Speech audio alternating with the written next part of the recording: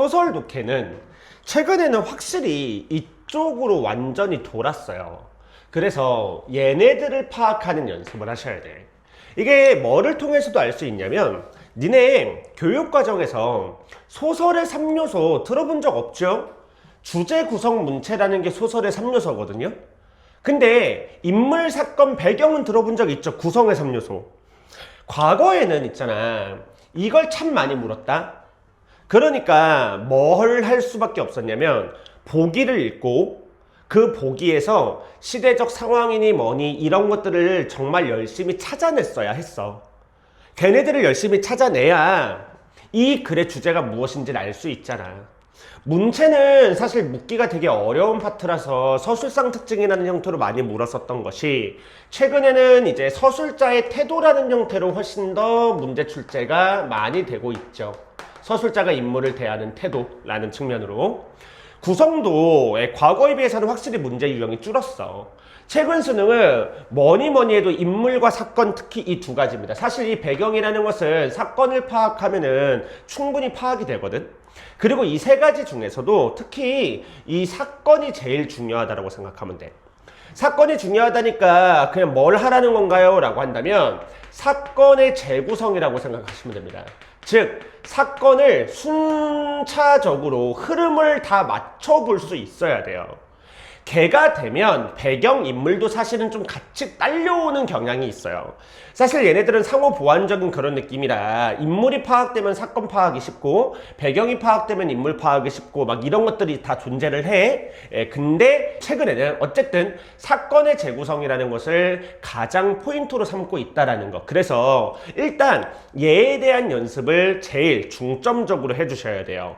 뭐 나머지 것들에 대한 연습 안 하겠다라는 게 아닙니다. 근데 얘네들에 대한 연습을 가장 최우선시 해달라. 이거 이외에 좀 드릴 말씀들이 있는 게 뭐냐면, 소설 독해 같은 경우는요, 이 보기 분석 굳이 안 하셔도 됩니다. 이 보기 분석은 나중에 수능을 위해서는 해야 되는 게 맞긴 맞는데 한 7월 이후에 시작을 해도 크게 문제는 되지 않아. 내가 니네들한테 소설 독해에서 요구하는 것은 뭐냐면, 정말로 독해력이 늘었으면 좋겠어. 그냥 보기를 통해서 내가 독해력이 좀 부족한데 그냥 뭐 할 수 있어, 이거 아니라 정말로 독해력을 키우세요. 정말로. 그래서 소설을 읽는데, 소설 문제를 푸는데 시간을 많이 줄여주셔야 됩니다. 아무래도 EBS도 마찬가지야. 시보다는 소설이 조금 더 기억하기가 어려운 게 맞지. 소설에서 니네들이 나중에 EBS 아무리 공부해봤자 뭐 줄거리 정도밖에 더 기억하겠어? 그러니까 소설 독해력을 시보다 훨씬 더 압도적으로 늘려놓으시는 게 맞습니다. 내가 몇 년 전부터 계속 소설 난리를 치고 있거든요. 소설 독해 정말 열심히 하셔야 되고요. 그 다음에 또 어휘 있죠. 작년 9월 모평을 보면 이 어휘 문제를 되게 놀라운 걸 출제를 했었어요. A 부분 이렇게, B 부분 이렇게 주고요. 이거 A, B 이거 아니었던 것 같은데, 뭐 어쨌든 이 부분에 자신을 낮추는 표현이 있다? 뭐 이런 거를 찾으라는 문제가 있었었거든요. 그러니까 그러한 문제를 출제했다라는 건 니네들한테 명확하게 어휘의 의미를 묻겠다라는 뜻이에요. 사실 근데 우리 이 글도 마찬가지야. 앞부분의 줄거리에 보시면 사실 단어가 이렇게 어려울 이유가 있냐? 막 출정, 여기다 써볼까? 앞부분의 줄거리에 보면 출정이라는 말도 나오고, 사실 출정이 어려운 단어는 아니지만, 그 다음에 모략이라는 단어도 나오고, 그냥 모함이라고 쓰면 안 돼? 그 다음에 자진한다, 이런 표현들, 스스로 목숨을 끊는다, 이렇게 써도 되는 표현들이잖아. 문초한다? 이런 것도 뭐 신문한다. 근데 물론 뜻이 느낌이 좀 다르긴 하지. 근데 어쨌든 이런 단어들을 계속해서 써. 게다가 이제 뒷부분에 보시면 뭐 득달한다 지문에 이런 말도 나오고, 진짜 중요한 어휘가 하나 나왔었던 게 뭐냐면 토설치 아니함에, 이거였지. 이게 진짜 놀라운 거야. 그러니까 모평에서 보여줬듯이 단어의 뜻을 이해하지 못하고 넘어가면 문제를 틀리게 하겠다 라는 것을 지금 되게 명확하게 수능에서 밝히고 있는 중이라고 생각을 하시면 돼. 그러니까 21번에 4번 봐봐라. 월매가 진실을 밝힌다라고 해. 근데 지문에서 뭐라고 하냐면 월매가 토설하지 않는다라고 이야기를 하거든. 토설하지 않아. 진실을 밝히지 않아. 그리고 나 그냥 죽여. 이러고 있어. 근데 4번 선택지에서 진실을 밝힌다라고 하잖아. 그래서 얘네를 찾는 건 당연한 이 연습을 해야 되지만 우리 어쨌든 기본적으로 어휘, 그 다음에 두 번째, 이번 수능에서는 이 능력이 없었어도 크게 상관은 없었지만 기본적으로 우리가 인물이 나오면 인물의 이름도 있지만 인물을 다양하게 부르는 말이나 지칭하는 말들이 있지, 얘네들에 대한 연결 되게 잘 이루어지셔야 됩니다. 이 글 같은 경우는 지금 정을선이라는 인물이 있었고, 이 정을선이라는 인물에 대해서 다른 표현은 승상이라는 표현과 원수라는 표현밖에 없었어요. 그리고 그 이외의 인물이 그렇게 많지가 않아서, 그러니까 인물 자체가 안 많다기보다는 헷갈릴 만한 인물들이 별로 없었죠. 그래서 이제 이 능력이 별로 중요해 보이지 않았지만 실제로는 되게 중요한 능력입니다. 알겠죠? 실제로는 되게 중요한 능력. 그래서 다시 우리 앞으로의 공부 방향 최우선으로 삼을 겁니다. 사건 재구성하는 것. 그래서 오늘 이 사건 재구성 어떻게 해야 되는지 보여드릴 거고, 이 사건의 재구성만으로 이 문제가 얼마나 쉽게 풀리는지를 보여드릴 거야. 그 다음에 어휘, 그 다음에 인물. 얘네 둘 연습은 기본적으로 하셔야 된다는 거. 우리 소설의 보기 분석은 7월 이후로 넘길게요. 일단은 독해력 자체를 키울 거야. 야, 이렇고 나면 이제 앞부분의 줄거리에서 사건 잡는 걸 한번 해드려 볼게요. 한번 보시면 일단 잘 보셔야 돼요. 사건을 잡는다는 거 어떻게 해야 되냐면 제일 처음에 정을선이 출정한다 라고 되어 있어요. 전쟁을 치르러 나갔죠. 이게 첫 번째 사건입니다. 그 다음 거 보세요. 이 출정한 사이에 정렬 부인의 모략으로 이렇게 되어 있죠. 정을선이 출정한 사이라고 했으니까 결국 정을선이 집안에 없을 때를 노린 겁니다. 정을선이 집안에 없을 때를 노려서 뭘 했냐? 다시 봐봐. 이것도 정렬 부인의 모략으로 충렬 부인이 옥에 갇힌다라는 것을 같이 가지 마. 따로 가는 게 좋아. 다시 정렬 부인의 모함으로 말 바꾸자. 정렬 부인이 충렬 부인을 모함했대. 사실 모략이라고 되어 있는데 모함이라고 그냥 썼어요. 그러고 나서 충렬 부인이 옥에 갇혔죠. 얘를 왜 따로 가달라라고 이야기를 하냐. 야, 사실 이 모함이라는 한마디, 모략이라는 한마디로 표현을 했지만 이 모함 다음에 충렬 부인이 옥에 갇히기까지는 정말 많은 사건들이 있어야 되는 거지. 됐어? 정말 많은 사건들이 있어야 되는 거잖아. 물론 이 지문에 소개가 안 될 수도 있어. 지문에 소개가 안 될 수도 있지만 소개가 되어 있을 수도 있잖아. 그러니까 얘네 둘은 따로 가줘야 돼. 사실 여기서 진짜 이상적인 건 이런 거다. 보기에도 이제 소개가 되어 있긴 하지만 왜 정을선이 출정 간 사이에 정렬 부인이 충렬 부인을 모함했을까? 우리 이걸 이제 가정소설로 우리 한번 생각을 해본다면, 야, 가정소설이라는 것은 뭐 성과 악의 대립구도 이런 거 다 떠나서 여기에 해당하는 것만 해줄게. 가정소설이라는 포인트로 생각해본다면 이 정을선이 가정 내에서는 중재자 역할을 해줘야 되는 게 맞지. 그래서 가장이 뛰어나잖아? 그러면 가정 내에 갈등이 없어. 야, 얘가 백날 모함해봤자 얘 말 안 들을 거 아니야. 그러니까 아마 이 글에서 정을선은 조금 능력이 있는 인물인가 보죠. 이렇게 정렬 부인이 정을선이 출정 간 사이에 이런 일들을 벌인 걸 보면. 근데 또 보세요. 충렬 부인이 옥에 갇혔죠. 옥에 갇혔다라는 것은 이 모함을 해나가는 일련의 시퀀스도 있었겠지만 또 하나, 얘가 나쁜 애다 라고 판단을 해준 인물도 있을 거야. 즉 가정 내에서 정을선이 없다라고 했지, 원래 얘가 중재자라고 했지. 즉 정을선이 출정한 사이에 정을선 대신 중재자 역할을 하고 있는 사람이 있을 거다라는 거야. 그러니까 사실은 이게 되게 많은 것을 포함하거든. 이 사이에 이걸 인물에 조금 더 초점을 맞춰본다면 정렬 부인이 모함을 했으니까 얘가 부정적인 인물, 얘가 긍정적인 인물일 가능성이 크죠. 가정소설이니까 절대적 악, 절대적 선일 겁니다. 근데 그런 이야기는 좀 나중에 하고, 다시 왜 이 두 개 끊는지 알겠죠? 이 모함, 그 다음에 얘가 옥에 갇힌다, 이 사이에는 정말 무수히 많은 사건이 있을 거야. 그래서 이게 지문에 있다면 찾아주셔야 되는 거야. 또 봐봐. 옥에 갇히자 12금섬이 충렬 부인을 피신시키고 자진한다라고 돼 있잖아. 일단 12금섬이 있어. 새로운 인물이 또 나왔고, 12금섬이 충렬 부인을 피신시켜. 그리고 자기는 자진하거든. 스스로 목숨을 끊어. 그 다음 문장을 보면 옥에서 얼굴이 상한 금섬의 시신이 발견되자 이렇게 되어 있잖아. 이 문장을 어떻게 읽어줬으면 좋겠냐면 옥에서 얼굴이 상한 금섬의 시신이 발견되었다라고 되어 있는데 이렇게 보여야 돼. 그러니까 이 옥에서라는 것은 다음 문장에 쓰여 있지만 12금섬이 충렬 부인을 피신시키고 스스로는 목숨을 끊었다며. 어디에서 스스로 목숨을 끊은 거야? 아마 옥에서 스스로 목숨을 끊었을 가능성이 커. 그러면 우리가 뭘 생각해 봐야 되냐면, 아니 왜 충렬 부인을 피신시킨 다음에 자기는 옥에서 스스로 목숨을 끊었을까? 이렇게.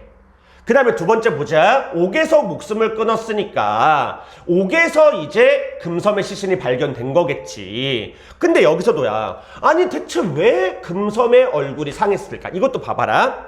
얼굴이 상했다라고 한다면 이 금섬의 얼굴을 상하게 한 뭔가가 있었겠지. 그것도 하나의 사건인 거잖아.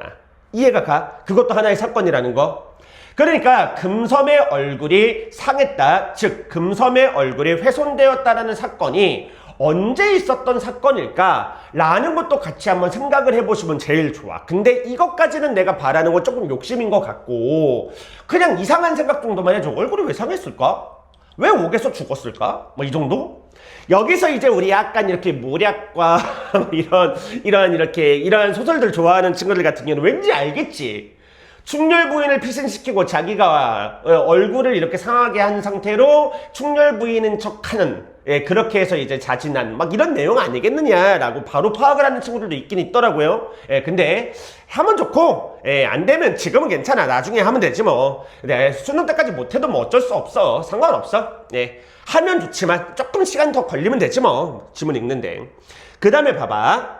이러고 나서 시신이 발견된 다음에 왕비가 월매를 문초하잖아. 그러니까 아마 이 왕비가 정을선이 없는 사이에 중재자 역할을 하는 인물일 가능성이 커. 근데 이것도 일단 오늘은 넘어갈 거야. 사건 위주로 잡을 거니까. 그 다음 거. 전장에서 정을선은 호첩이 전한 편지를 받는다. 봐봐. 오랜만에 지금 정을선이 등장을 했지. 근데 봐봐라. 정을선이 지금 전장에서 편지를 받았어. 그러면 이제 우리가 뭐를 해줘야 되느냐? 정을선이 출정 간 사이에 이러한 사건이 있었던 거지. 여기가 됐어? 그러면 정을선이 편지를 받은 이 사건은 이것들이 다 끝난 다음일까? 아니면 이 사건들이 벌어지고 있는 중간일까? 그 시간 순서를 맞춰봐야 된다는 거야. 타임라인 맞춘다라고 이야기를 하지 타임라인을 맞춰봐야 돼. 무슨 말인지 알겠어? 그냥 정을선이 편지를 받았구나 이렇게 끝내면 안 되는 거야. 또 하나 가보자. 정을선의 입장에서는 출정을 가서 뭔가 이것저것 행동들을 했겠지. 이 사이의 행동도 만약에 뒤에 나온다면 걔랑 이 사건의 순서를 맞춰봐야 된다고. 그러니까 지문을 봐라. 일단 정을선이 편지를 받은 다음의 행동이 나오지. 두 가지 행동을 해. 세 가지지만 호첩을 불러서 물어보는 건 일단 넘길게. 하나는 중군장을 불러서 명을 내리고, 그 다음에 두 번째는 먼저 집으로 갑니다. 이거 어처구니가 없죠. 중군장에게 내린 명의 내용은 뭐냐면 차후에 인솔하여 오라 이렇게 되지. 차후에 인솔하여 오라, 이러한 이제 명령을 내린 후에 자기가 먼저 집으로 가. 그러니까 인솔하여 오라라고 했으니까 이 중군장한테 내린 명령은 당연히 복귀 네가 좀 시켜 이런 느낌일 거야. 그래서 여기에서 20번에 1번이 틀렸다라는 것을 바로 아는 게 제일 이상적인데 그거 다른 부분에서 풀어줄게. 어쨌든 봐봐. 이러고 나서 집으로 도착을 하는데 세 번째 줄에 나오지. 3일 만에 득달하니 이때 왕비의 시비 월매가 종시 토설치 아니하매. 여기네. 그러니까 지금 정을선이 편지를 받고 먼저 집으로 갔지. 이 사건이 지금 이 사건과 동일한 시간에 이루어지고 있다. 사실 왕비가 월매를 문초한 게 여러 번일지도 몰라. 그러니까 뭐 문초 1, 문초 2, 문초 3 이럴 수는 있어. 어쨌든 하지만 얘가 집에 도착한 때가 왕비가 월매를 문초하는 때랑 일치한다라는 것은 명확하게 잡을 수 있어야 돼. 여기까지 됐어? 조금 더 이제 이야기를 하자면 정확하게는 왕비가 진짜로 죽이려고 하는 그때 딱 도착하지. 야, 역시 소설은 이런 칼 같은 타이밍이 있어야 돼요. 그 타이밍에 딱 도착을 했어. 그러고 나서 이제 사건들이 쭉 벌어지는 거야. 근데 여기서 이제 또 이야기를 해줄게. 내가 아까 뭐라 그랬냐면 이 모함에서부터 옥에 갇히는 이 부분에도 분명히 많은 사건이 있었을 것이고 정을선이 출정한 다음에 이 편지를 받을 때까지도 분명히 사건들이 있었을 거라고 이야기를 했잖아. 그 사건들이 진짜 소개가 되나요? 라고 한다면 이 지문에서는 소개가 돼. 어디에 소개가 돼? 일단 정을선이 이 사이에 있었던 사건 한번 볼까? 그거는 제일 마지막 단락에 나와. 그 상소문에 나오지? 신이 서융을 쳐 사로잡고 이거야. 오케이. 서융을 쳤어. 사로잡았어. 그 다음에 뭐 했어? 백성을 진무하고, 진무가 뭔지 모른다라고 쳐보자. 집으로 돌아오려고 하는 때에 편지를 받은 거야. 그러니까 얘네들이 이러한 사건을 집안에서 벌이고 있을 때 정을성은 전쟁에서 이러고 있었지. 이렇게 사건의 타임라인만을 잡아준다라고 해도 20번에 1번은 절대적으로 틀렸다라고 알 수 있어. 사실 20번에 1번이 틀린 건 이거 이외에 영웅 군담 소설의 특징으로도 풀 수는 있어. 근데 그런 건 다 됐고 이번의 목적은 이거 사건의 순서 맞춰주는 거. 또 봐봐. 모함에 이 순서가 나온다라는 거 알겠어? 이 모함의 순서가 어디 나오냐면 승상이 금연을 잡아들여서 금연을 문초하는 내용이 있잖아. 금연이 하늘 없이 바로 아래나니라 그 다음 내용. 정렬 부인이 하던 말이며 여기서부터 복록이 왕비께 참소하던 연유를 낱낱이 아랜데 이렇게 되어 있지. 그 부분에 순서 맞춰볼 수 있겠어? 이거 한번 맞춰봐. 정렬 부인이 하던 말, 이게 아마 제일 첫 번째겠지. 얘는 버려. 얘는 버리고 사건의 흐름으로 봤었을 때 어떤 게 제일 첫 번째 사건일까? 이 부분에서 이거 맞출 수 있겠어? 그러니까 이거 봐봐. 이게 지금 어떻게 되는 거냐면 이 사건으로 보잖아? 그러면은 보기에서 나왔듯이 가정 밖에 있었던 사건과 가정 안에서 있었던 사건을 맞춰보는 거야. 그러면 얘도 똑같다. 얘도 지금 장소가 두 군데에서 벌어지고 있다는 거 알겠어? 하나가 정렬 부인의 방에서 이루어지는 사건이 있고 하나가 충렬 부인의 침소에서 이루어지는 사건이 있지. 그리고 첫 번째 벌어진 사건은 뭐야? 정렬 부인이 앓는 채 하고 누웠싸움에 이거지. 정렬 부인이 앓는 척을 하고 누웠지. 그래서 뭐 했어? 충렬 부인이 병간호를 하지. 이게 먼저여야 돼. 이러는 사이에 충렬 부인의 침소가 비지. 충렬 부인의 침소가 비니까 그때 뭐 해주는 거야? 남장을 하고 금섬이 충렬 부인의 침소로 들어가는 거지. 그러니까 여기도 이렇게 모함의 순서를 맞춰줘야 된다고. 그러다가 이제 얘가 숨어 있을 때쯤 얘가 계속 여기 있으면 증거가 안 되니까 얘가 얘를 보내잖아. 침소로. 이해가 가? 그러니까 이렇게 먼저 그 다음에 여기 남복을 하고 숨어야지. 그리고 침소로 돌려보내야지. 이해가 가? 이런 식으로 왔다 갔다 사건들이 계속해서 순서대로 있을 거라고. 물론 중첩이겠지만. 이해가 가니? 이거를 잡을 수 있다면 19번의 답 4번이라는 거. 특정 장소로 가게 하는 것이 포함되었다. 너무 쉽게 풀 수 있지 않아? 뭐 문제를 풀 때 지문을 되돌아올 필요가 없잖아. 이거 해주라고. 그러니까 사실 여기서 지금 안 보여드렸지만 니네들이 하나 더 보실 수 있는 게 뭐냐면 얘가 이제 이렇게 돌아온 다음에 진실을 밝히는 과정도 나와. 진실을 밝히는 과정, 이건 말로만 한번 해볼게. 첫 번째, 왕비한테 묻지. 그놈이 충렬 부인의 방에 간주를 얻지 않았느냐? 사촌 오라비가 말해줘서 알았다. 이렇게 되지. 그래서 복록을 찾지. 근데 걔는 죽어 있었어. 그래서 다음 거 뭐 해? 옥졸들을 찾아서 그 시신이 충렬 부인이 아닌 줄을 어찌 알았느냐. 그리고 그때 얼굴이 상한 이 말이 나오지. 그래서 여기서 이 부분이랑 연결 지어줘도 됩니다. 어쨌든 그런 내용들이 나오고 그 다음에 이제 그걸 듣고 간 시비, 금연을 잡아들이고 그 다음에 금연을 신문하고 금연이 사실을 말하고 이렇게 사실이 밝혀지고 있지. 그래서 얘들아 18번에 2번 봐라. 황상에게 올린 상소와 기억이 같으면 안 되는 거야.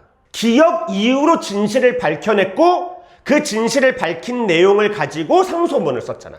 이해가 가? 그러니까 이렇게 사건의 흐름을 완벽하게 맞춰주려는 연습을 해주셔야 돼. 얘처럼 두 개의 장소에서 동시에 사건들이 벌어진다라고 한다면 이 두 개의 장소에서 벌어지는 사건을 이렇게 왔다 갔다 타임라인을 맞춰봐야 되겠지. 지금 수능 소설에서 원래 소설이 이게 중요한 거긴 합니다만 원래 우리가 소설에서 줄거리 같은 거 해봐라라고 이야기를 할 때 야 줄거리의 핵심이 뭐냐 이렇게 사건의 순서 맞춰주는 거 아니냐 원래도 소설에서 이게 중요한 것이지만 지금의 수능에서는 이게 조금 더 중요한 느낌이지. 지금 네 문제 얘들아 다 되게 쉽게 풀리는 거 보여?